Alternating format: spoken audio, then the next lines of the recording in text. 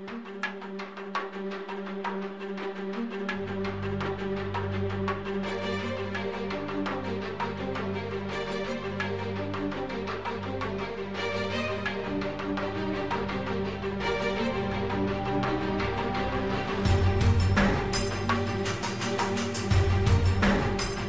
welcome back to NRI Samay. Wherever you are around the world, a very warm good morning, good afternoon and good evening. My name is Shrikant Kocharla-Kota and you're listening to NRI Samay Radio from Los Angeles.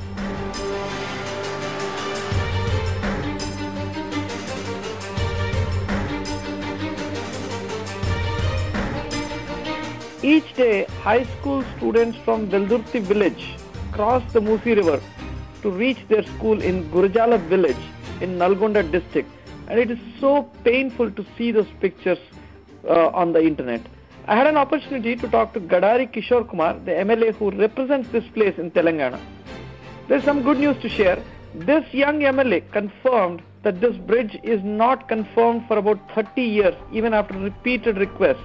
And that, as a first-time MLA, he already is in the process of fulfilling the genuine request of the citizens of his constituency. The MLA has shared all the details in the interview and it's worth a listen. By the way, friends, this interview is in Telugu.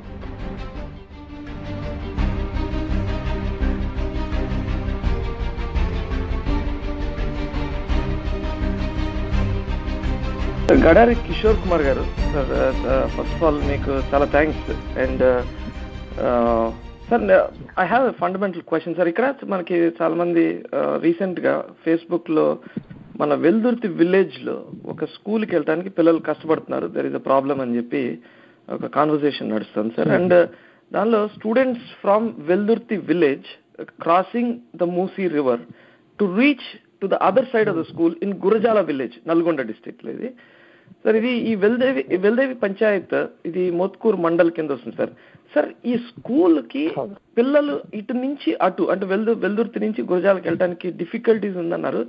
అక్కడ bridge ఏమైనా కట్టే plan కానీ అలాంటివి ఏమన్నా government side నుంచి ఏమైనా help ఏమైనా ఉందా, కొద్దిగా ఎక్స్ప్లెయిన్ చేస్తారు సార్? వాస్తవానికి నల్గొండ డిస్ట్రిక్ట్ లో ఉన్నటువంటి Thungathurthi constituency, it's my constituency, నేను ఇప్పుడు ఎమ్మెల్యేగా రిప్రజెంట్ చేస్తున్న కాన్స్టిట్యున్సీకి. ఓకే. ఆ కాన్స్టిట్యున్సీలో ఒక మండల్ మీరు చెప్పినటువంటి వెల్దేవి విలేజ్ మోత్కూరు మండల్, తర్వాత గురజాల విలేజ్ షాలిగౌరరం మండల్. ఈ రెండింటి మధ్యలో కూడా వెల్దేవికి గురజాలకు మధ్యలో మూసీ రివర్ ఫ్లో అవుతుంటది. అదే వెల్దేవిలో ఉన్నటువంటి ప్రైమరీ స్కూల్ అయిపోయిన తర్వాత హై స్కూల్ కి వారు గురజాలకు పోవాల్సి ఉంటే దానికి పోవడం కోసం మధ్యలో కాలువ అనేటువంటి అడ్డమవుతుంది అనేటువంటి వాళ్ళ వాదన. దానికి బ్రిడ్జ్ కావాలనేటువంటిది ఉండేది. అంటే ఓన్లీ పిల్లల కోసం అని కాకుండా కూడా వాస్తవానికి 2 మండల్స్, మేజర్ మండల్స్ కనెక్టివిటీకి సంబంధించి ఇప్పుడు షాలిగౌరరం నుంచి మోత్కూరుకి వెళ్ళాలంటే రౌండ్ అమ్నాపూర్ నుంచి తిరిగి చుట్టూ తిరిగి పోసేటువంటి పరిస్థితి. ఈ బ్రిడ్జ్ కనెక్టివిటీ ద్వారా దాదాపు ఒక 25 to 30 కిలోమీటర్స్ ఈజీగా తగ్గిపోతారు. ఇప్పటి నుంచో డిమాండ్ ఉంది, ఇది వాస్తవానికి లాస్ట్ 30 years నుంచి డిమాండ్ ఉంది. నేను ఎలక్షన్స్ పోయినప్పుడు నా ఎలక్షన్స్ ప్రచారంలో కంపెనీలో కూడా నేను అక్కడ ప్రామిస్ చేసి ఉంటుంది, ఈ బ్రిడ్జ్ నేను శాంక్షన్ చేస్తానని చెప్పేసి. ఆ బ్రిడ్జ్ కూడా వచ్చిన తర్వాత నేను సీఎం గారిని రిక్వెస్ట్ చేసిన, సరే ఎప్పటి నుంచో పెండింగ్ ఉంది లాస్ట్ 30 years నుంచి కాబట్టి చాలా అవసరం ఉన్నటువంటి బ్రిడ్జ్, దీన్ని ఇవ్వడం ద్వారా మనకు బాగా లాభం జరుగుతుంది. గతంలో ఇచ్చినటువంటి ఎస్టిమేషన్ ప్రకారం వాస్తవానికి 12 crores ఏదో ఉంటుండే, తర్వాత రేట్లు ఎస్కలేషన్ అవ్వడం వల్ల ఎస్కలేషన్ చేయించి మళ్ళీ ఎస్టిమేషన్ నుంచి రీఎస్టిమేషన్ తోని కేసీఆర్ దగ్గరికి వెళ్ళినప్పుడు 18 crores కి సంబంధించిన శాంక్షన్ ఇచ్చారు. GO number 132, 18 crores rupees sanction CM గారు పర్సనల్ ఇంట్రెస్ట్ తోని ఆర్ఎంఈ డిపార్ట్మెంట్ ని గైడ్ చేస్తూ ఇన్స్ట్రక్షన్స్ ఇస్తూ మనకు శాంక్షన్ ఇచ్చినారు. ఆ శాంక్షన్ ఇచ్చింది కూడా ఆల్రెడీ వచ్చింది, శాంక్షన్ అయిపోయింది, టెండర్ కూడా అయిపోయింది. టెండర్ కూడా వల్లభనేని కన్స్ట్రక్షన్స్ అని టెండర్ కాల్ఫర్ చేసినటువంటి అమౌంట్ కూడా 16 crores. టోటల్ అడ్మినిస్ట్రేషన్ శాంక్షన్ అయినటువంటి అమౌంట్ మొత్తం టెండర్ కాల్ఫర్ చేయడం కూడా అట్లా 16 crores రూపీస్ కి టెండర్ ని కాల్ఫర్ చేసింది. వల్లభనేని కన్స్ట్రక్షన్స్ అని చెప్పేసి వాళ్ళకు ఆ టెండర్ వచ్చింది, అగ్రిమెంట్ కూడా అయింది, వర్క్ స్టార్ట్ చేయాల్సింది, వర్క్ ఎగ్జిక్యూట్ చేయడానికి స్టార్ట్ చేయాల్సింది. అయితే వాళ్ళు అక్కడికి వెళ్ళి ఎగ్జిక్యూషన్ కి ప్లాన్ చేసినప్పుడు ఆ బ్రిడ్జ్ పక్క వంటి ఎక్కడైతే మన బ్రిడ్జ్ ప్లాన్ చేస్తున్నారో దాని పక్కనే హై టెన్షన్ వైర్స్ పోతా ఉంది, ట్రాన్స్పోర్ట్ మన ఎలక్ట్రిసిటీ డిపార్ట్మెంట్ సంబంధించిన ఎలక్ట్రిసిటీ. ఆ హై టెన్షన్ వైర్స్ అనేటువంటిది బ్రిడ్జ్ అడ్డమవుతున్నాయి కాబట్టి అది ఇబ్బంది అవుతుంది, కన్స్ట్రక్షన్ కూడా కట్టడం ఇబ్బంది అవుతుంది అని చెప్పేసి వీళ్ళు వాళ్ళకి ప్రపోజల్ రిక్వెస్ట్ పెట్టారు. ఇక అలైన్మెంట్ మార్చి ఇస్తే కనుక బాగుంటుంది, లేకపోతే ఇక్కడ ఇబ్బంది అవుతుంది. ఎందుకంటే హైటెన్షన్ వైర్స్ మార్చే పరిస్థితి లేదు. అది ఎలక్ట్రిసిటీ డిపార్ట్మెంట్ చాలా పెద్ద లైన్ కాబట్టి మార్చడానికి కష్టం. బట్ మనమే డిజైన్ మార్చితే బాగుంటుంది ఒక రిక్వెస్ట్ పెట్టాం. దాని మీద ఇప్పుడు డిస్కషన్ జరుగుతున్నాయి. మరి అలైన్మెంట్ మార్చిస్తారా, యాజ్ ఈజ్ కట్టుకుంటారా అటువంటి ఫైనల్ కాలేదు. కాబట్టి దానికోసం మాత్రమే పెండింగ్ ఉంది. అది ఆల్రెడీ శాంక్షన్ అయిపోయినటువంటి బ్రిడ్జే కాబట్టి ఎవరైతే వెళ్దేవి కానీ వాస్తవానికి ఆ బ్రిడ్జ్ పేరే మానాయకుంట బ్రిడ్జ్ అంటారు. అంటే గురజాల నుంచి గురజాలలో స్టార్ట్ అయ్యి గురజాలలో లేచిన తర్వాత అది మానాయకుంట విలేజ్ కు అటాచ్ అవుతుంది. మానాయకుంట విలేజ్ ఆనుకొని పక్కన వెల్దేవి ఉంటుంది. వాస్తవానికి ఆ బ్రిడ్జ్ పేరు ఏంటంటే మానాయకుంట బ్రిడ్జ్ అంటారు. దాన్ని శాంక్షన్ అట్లనే ఉంటుంది, ఇరట్లనే ఉంటుంది. మానాయకుంట వెల్దేవి కలిసి పక్కన ఉన్న విలేజ్ రెండింటికి కలిసి ఎంపీటీస్ కూడా ఒకరే ఉంటారు. పబ్లిక్ రిప్రజెంటేటివ్ కూడా సర్పంచ్ వేరు ఉంటారు, కానీ ఎంపీటీస్ మాత్రం 2 విలేజెస్ ఒకరే ఉంటారు, పక్కన ఉంటాయి కాబట్టి. కాబట్టి ఆ మానాయకుంట అనేది చిన్న విలేజ్, జస్ట్ 700 ఉంటుంది. మానాయకుంట విలేజ్ కానుకున్న వెల్దేవి వాళ్ళకి ఎవరికైనా సరే మోత్కూరుకి వెళ్ళాలంటే చాలా లాంగ్ అవుతుంది. ఈ బ్రిడ్జ్ అనేటువంటి జస్ట్ 1 కిలోమీటర్ 1.5 కిలోమీటర్ అవతల నుంచి ఇవతలకు 1 కిలోమీటర్ దాటితే వాళ్ళకి నెక్స్ట్ విలేజ్ ఉంటుంది. అక్కడ ఈజీగా వాళ్ళకి ఎడ్యుకేషన్ ముందు సాగుతుంది కాబట్టి అది ఉండాలనేటువంటి డిమాండ్ ఉంది. అది ఓన్లీ ఫర్ స్టూడెంట్స్ అని కాకుండా కూడా రెగ్యులర్ ట్రాన్స్పోర్ట్ కూడా తిరుమలగిరి పోవడానికైనా మోత్కూరు పోవడానికైనా ఇంకా చాలా 30 to 35 కిలోమీటర్స్ వేరియేషన్ వచ్చేది ఉంటుంది. కాబట్టి చాలా అవసరమైనటువంటి బ్రిడ్జ్. అంతకంటే ముందు కొంచెం ఇంకా పైనకి కాన్ఫరెన్స్ లో 365 హైవే ఒకటి శాంక్షన్ అయి పని జరుగుతాయి. ఆ 365 హైవేకి సంబంధించి కూడా నా అరవపల్లి మండలంలో జాజిరెడ్డిగూడెంలో, తర్వాత ఇదే శాలిగౌరవ మండలంలో వంగమర్తి, అది అక్కడ కూడా మూసి మీద ఒక బ్రిడ్జ్ వస్తుంది. ఇది 365 హైవేలో భాగంగా వస్తుంది. అది ఆల్రెడీ ఉన్నది కాబట్టి శాంక్షన్ అవసరం లేదు అని చెప్పేసి కొంతమంది అధికారులు సీఎం గారిని మిస్గైడ్ చేసేటువంటి ప్రయత్నం చేసినా ఆ బ్రిడ్జ్ ఉన్నా కూడా అదేమో అరవపల్లి మండలానికి శాలిగౌరవ మండలానికి సంబంధించినటువంటి కనెక్టివిటీ అవుతుంది. ఇదేమో శాలిగౌరవానికి తర్వాత మోత్కూరుకు సంబంధించిన కనెక్టివిటీ. ఈ బ్రిడ్జ్ ఎసెన్షియాలిటీ అంటే కంపల్సరీ కావాల్సినటువంటి అనివార్యత ఉన్నది కాబట్టి దయచేసి కన్సిడర్ చేయండి అని చెప్పి రిక్వెస్ట్ చేస్తే వారు కూడా చాలా సానుకూలంగా స్పందించి ఇచ్చినటువంటి బ్రిడ్జ్. వాడు శాంక్షన్ అయిపోయింది. ఎగ్జిక్యూషన్ లో తెలుసు కదా రకరకాల ఇబ్బందులు ఉంటాయి. ఎగ్జిక్యూషన్ కొంచెం ఒక లేదు కావచ్చు సర్టిఫికేట్, కానీ మీరు చెప్పినటువంటి సమస్య ఆల్రెడీ సాల్వ్డ్ కాబట్టి నో ప్రాబ్లం. నా ఎలక్షన్ ప్రామిస్ కూడా ఎన్నో నుంచి ఉన్నది. మేము కూడా ఏంటంటే 15 years కేసీఆర్ గారిని ఫాలో అవుతూ ఉద్యమంలో పనిచేసి కేసీఆర్ గారి అవకాశం ఇస్తే ఆశీర్వదిస్తే ఈ స్థాయికి వచ్చినాం కాబట్టి మాకు ఇలాంటి లాలూచి ఉండవు. 100% పబ్లిక్ ఇంట్రెస్ట్ మాత్రమే పనిచేయడానికి మేము సిద్ధంగా ఉన్నాం. లేదు, ఫస్ట్ ఆఫ్ ఆల్ కిషోర్ గారు, నేను మీ నంబర్ తీసుకొని కాల్ చేశాను.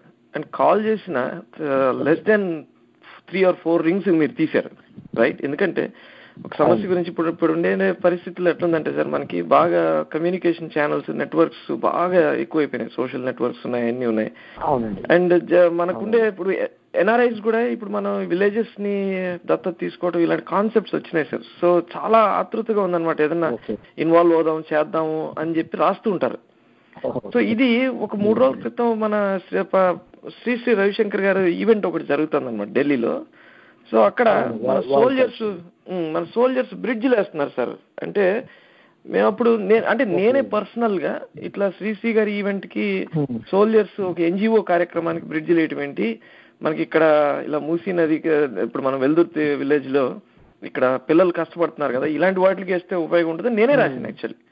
సో అప్పటి నుంచి నేను అనుకుంటున్నాను అనమాట, మీకు ఒకసారి కాల్ చేసి మీ దగ్గర ఫైండ్ అవుట్ చేద్దాం. కాల్ చేసిన 2-3 నిమిషాలకి మీరు తీసేశారు. అంటే అంత బ్యాక్ టు బ్యాక్ కమ్యూనికేషన్ గానే ఉంటే సార్ అసలు ఏ సమస్య ఉండదు, రైట్? సార్ నాకు ఇప్పుడు ఒక క్వశ్చన్ ఉంది సార్. మన ఈ బ్రిడ్జ్ టెంటేటివ్ గా ఎప్పుడు కంప్లీట్ అవుతుంది సార్? ఎందుకంటే టెండర్స్ అన్ని అయినాయి, అంటే హై టెన్షన్ వైర్స్ వల్ల కొద్దిగా డిఫికల్టీస్ ఉన్నాయి, అండ్ ఆల్సో ప్రొసీజరల్ హ్యాజిల్స్ ఉంటాయి సార్. కొంచెం పెద్ద బ్రిడ్జ్ కాబట్టి ఉంటాయి ప్రొసీజరల్ ఎగ్జిక్యూషన్ లో కొంచెం ఇబ్బందులు ఉంటాయి అల్టిమేట్ గా. కాకపోతే 100% ఈ ఏమంటారు అంటే 2016 ఈ అకాడమిక్ ఇయర్ మాత్రం కష్టమైతుంది. 16-17 100% 16-17 అకాడమిక్ ఇయర్ అయితే నెక్స్ట్ అకాడమిక్ ఇయర్ పిల్లలు రీచ్ అయ్యే లోపు కంప్లీట్ చేస్తాం. Okay wonderful sir. ఇంకోటి ఇది 17-18 వరకు వాళ్ళకి 100% అవైలబుల్ ఉంటుంది బ్రిడ్జ్.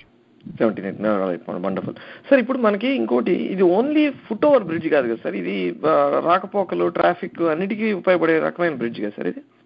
ట్రాన్స్పోర్ట్ కదా, పెద్ద బ్రిడ్జ్ ఇది. 18 crores అంటే చిన్న అమౌంట్ కదా, చాలా బిగ్ అమౌంట్ అది. చాలా మంచి బ్రిడ్జ్, చాలా పెద్దగా వస్తుంది. ట్రాన్స్పోర్ట్ నేను శాలిగౌరవ మండలంలో ఏదైనా ప్రోగ్రామ్ కంప్లీట్ చేసుకొని మోత్కూరుకి వెళ్ళాలన్నా కూడా ఇప్పుడు నేను వేరే రూట్ లో తిరిగి వెళ్ళాల్సి వస్తుంది. ఇప్పుడు ఉండటం వల్ల ఏంటంటే నాకు చాలా ఈజీగా నా with in the constituency connectivity చాలా పెద్ద పెరిగినట్టు. ఓకే చాలా చాలా ఇప్పుడు లాస్ట్ 30 years నుంచి డిమాండ్ ఎప్పటి నుంచో ఎవరు ఎలక్షన్కి వచ్చినా ప్రతిసారి ప్రామిస్ చేసి ప్రతిసారి వారు ఇది చేసాము కంపల్సరీగా మండలంకి షాలిగౌరవం లేదంటే మోత్కూరు ఏ మండలం అయినా కూడా అది ప్రామిస్ చేస్తాం కంపల్సరీ విజిట్ చేస్తాం. ఎవరు చేయించలేదు ఎవరు ఎన్నిసార్లు మారినా ఫస్ట్ టైం మనం ఇచ్చిన ప్రామిస్ నిలబెట్టుకోగలిగినాం.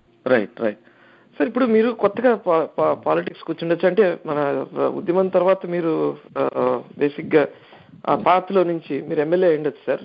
సార్ ఇంతకు ముందు వీళ్ళు ఎమ్మెల్యేలు వీళ్ళందరూ ఉండేవాళ్ళు కదా సార్, రకరకాల పార్టీల నుంచి రకరకాల ఈవెంట్స్ నుంచి వచ్చిన ఎమ్మెల్యేలు.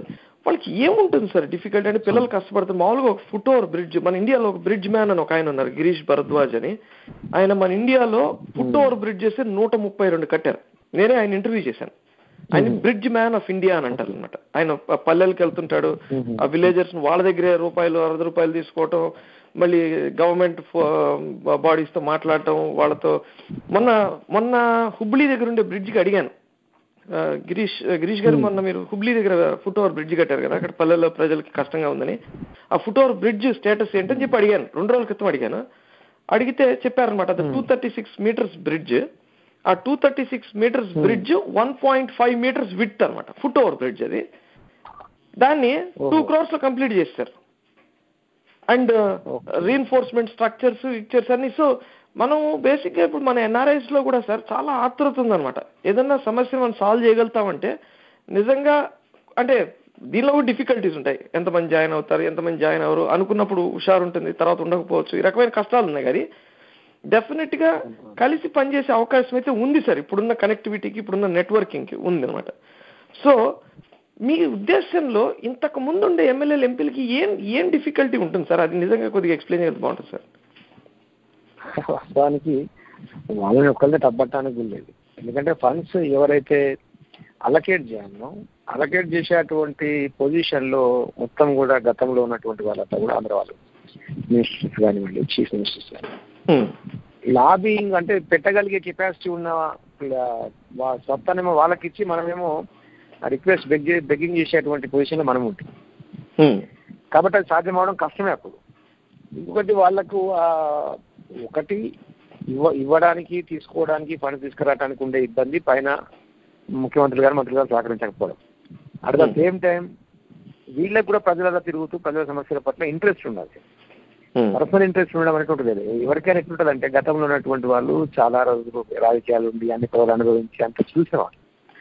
జనరల్ గా కొత్తగా వచ్చిన వాళ్ళకు వాళ్ళు ప్రూవ్ చేసుకోవాలనేటువంటి ఆతృత, ఒక కమిట్మెంట్ తో వచ్చిన వాళ్ళకు ఉండేటువంటి ఇంట్రెస్ట్, ఫస్ట్ టైం ఎమ్మెల్యే అయినా మనల్ని ప్రూవ్ చేసుకోవాలనేటువంటి ఇంట్రెస్ట్ ఒక 2-3 times అయినటువంటి వాళ్ళకు ఉండకపోవచ్చు. అట్ ద సేమ్ టైం ఏంటంటే గవర్నమెంట్ లో ఏ పార్టీ అవుతుందో ఆ పార్టీకి సంబంధించిన ఎమ్మెల్యే కూడా ఇక్కడ గెలిచి ఉండాలి.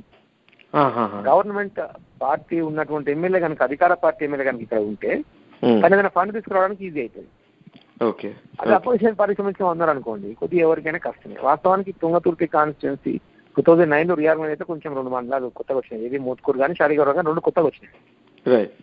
ఇది ఆ కాన్స్టిట్యున్సీ 2009 యాడ్ అయినాయి 2 మండలాలు. అంతకుముందుకి 2 కూడా రామన్నపేట కాన్స్టిట్యున్సీ ఉంటాయి. రామన్నపేటలో ఉన్నటువంటి ఎమ్మెల్యేలు అయినా తర్వాత అంతకుముందు తుంగతుర్తి ఎమ్మెల్యే అయినా నాకు తెలిసి ఎప్పుడు కూడా వాళ్ళ అధికార పార్టీకి సంబంధించిన ఎమ్మెల్యేలుగా లేరు.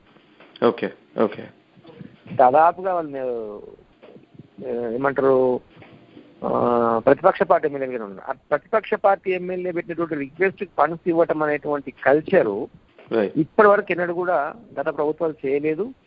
అప్పుడు ఇంకా ప్యూర్ గా ఉన్నటువంటి వాళ్ళందరూ కూడా ఆంధ్ర పాలకులు కాబట్టి తెలంగాణ ఏరియాకి అసలు అలొకేషన్స్, బడ్జెట్ అలొకేషన్స్ లేకుండా ఆసిఫ్ నగర్ కేంద్రాలు, ఇదే షాలిగౌరవం మండలంలో ఆసిఫ్ నగర్ కేంద్రాలు అని ఉంటుంది.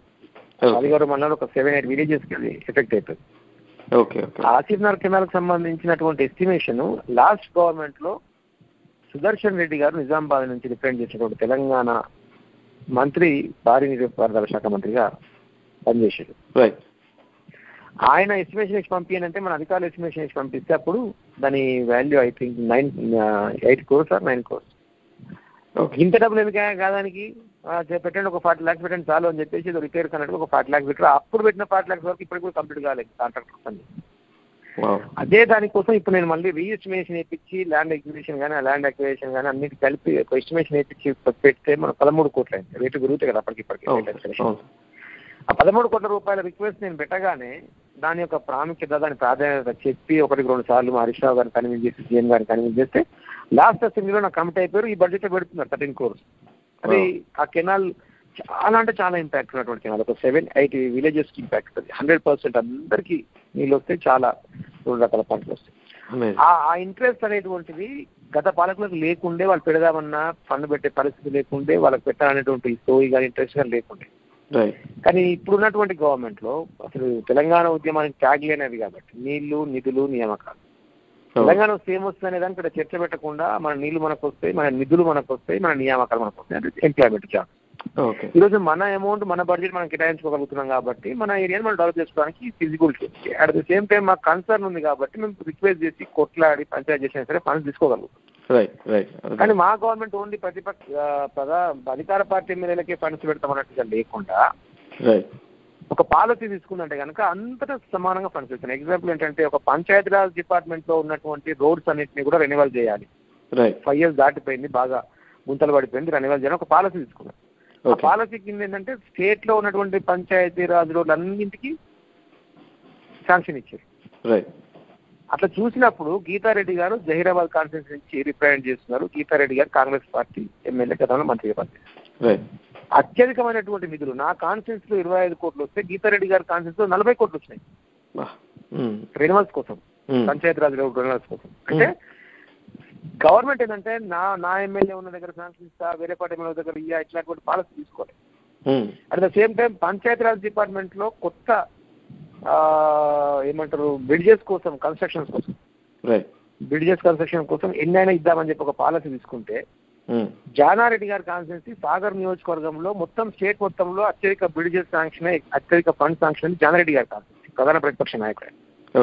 అదే జానారెడ్డి గారు పంచాయతీరాజ్ డిపార్ట్మెంట్ మంత్రిగా పనిచేసే గతంలో అదే కాన్స్టిట్యూన్సీ రిప్రజెంట్ చేశాడు. కానీ ఏ ఒక్కనాడు ఆయన కాన్స్టిట్యూన్సీకి ఆయన ఫండ్ పెట్టుకోవడానికి కూడా ఇబ్బంది పడే పరిస్థితి ఉంది. కానీ ఈ రోజు మా గవర్నమెంట్ వచ్చినాక తన కాన్స్టిట్యూన్సీలో కూడా ఈ రోజు అత్యధిక బ్రిడ్జెస్ పెట్టి పంచాయతీరాజ్ డిపార్ట్మెంట్ నుంచి మేలు చేస్తున్నాం. అంటే తెలంగాణ ప్రజలు అందరూ మా ప్రజలే అని ఫీల్ అవుతున్నటువంటి ప్రభుత్వం కాబట్టి మేము కూడా 15 years కేసీఆర్ గారి నాయకత్వంలో కమిట్మెంట్ తోని నిజాయితీని పనిచేసిన వాళ్ళం కాబట్టి వచ్చినటువంటి తెలంగాణ ఇబ్బంది పడకుండా ఎందుకు తెలంగాణ వచ్చిందని చెప్పి ప్రజలు బాధపడకుండా దీనికోసం తెలంగాణ వచ్చింది, నిజంగా మనకు న్యాయం జరుగుతున్నటువంటి ఒక నమ్మకం, విశ్వాసం వాళ్ళకి రావాలంటే మనం కూడా అంతే నిజాయితీని పనిచేసి సాధ్యమవుతుంది. కాబట్టి ఎక్కడ అవకాశం ఉన్నా కూడా 100% ప్రజల పక్షం ఆలోచించి నిర్ణయాలు తీసుకొని కొన్ని సంవత్సరాలుగా పెండింగ్ ఉన్నటువంటి ఇష్యూస్ ని ప్రధానంగా పరిష్కరించడం కోసం ప్రయత్నం చేస్తున్నాం. దాంట్లోనే వీటన్నిటి కూడా సఫలీకృతం అవుతాం. Fantastic sir. కిషోర్ గారు, అసలు మీ ఎక్స్ప్లెనేషన్ అండ్ ఆల్సో ఇలా back to back law makers కూడా ఇలా కమ్యూనికేట్ చేస్తే మాకు కూడా ఈ మెసేజింగ్ మన ఫ్రెండ్స్ అందరికి తీసుకెళ్ళడానికి అవకాశం ఉంది. మీకు మీ టైంకి అండ్ మీ యొక్క ఇన్ఫర్మేషన్ కి I really want to thank you and also congratulations for all the efforts and the work that you do, sir. Thank you, sir. Thank you, Andy. Good night. Thank you.